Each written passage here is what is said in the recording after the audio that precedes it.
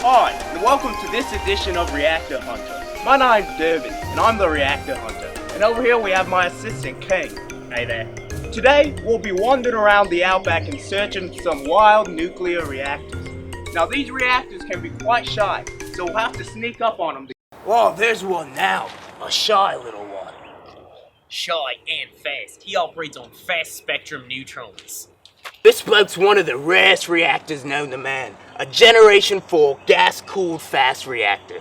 Now what makes these reactors so unique is their lack of a moderator.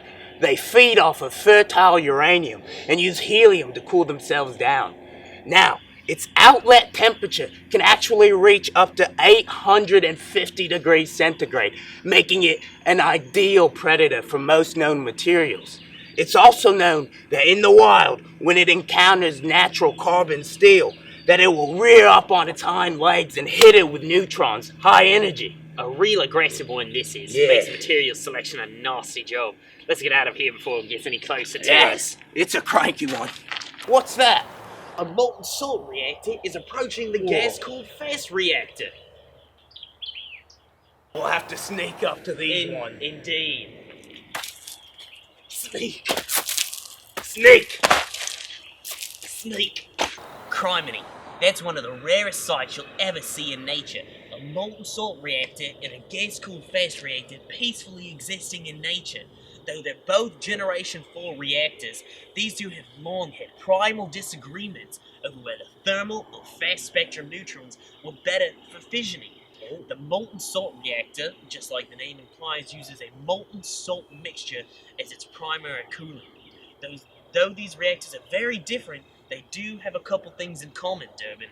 Oh yeah? What's that, King? Well, for one, they both produce hydrogen, and they both operate on the Brayton cycle. Oh. That's a gas cycle that's more efficient than the Rankine cycle used in most Generation 3 reactors.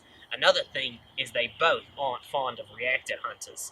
Wait, King, we're reactor hunters. Mate, look, a whole family of light water reactors.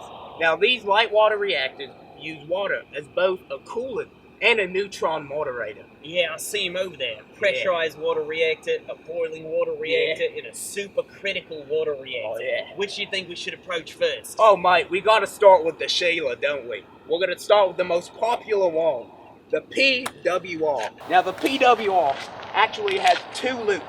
One that is pressurized and circles the core to make sure it stays nice and cool. And another one which absorbs the heat energy from the first to make steam for the turbine. How fascinating. Now what's different about the boiling water reactor then? Yeah, so now the BWR only has one loop instead of two, and it circulates the core and the steam is created inside of it to turn the turbine.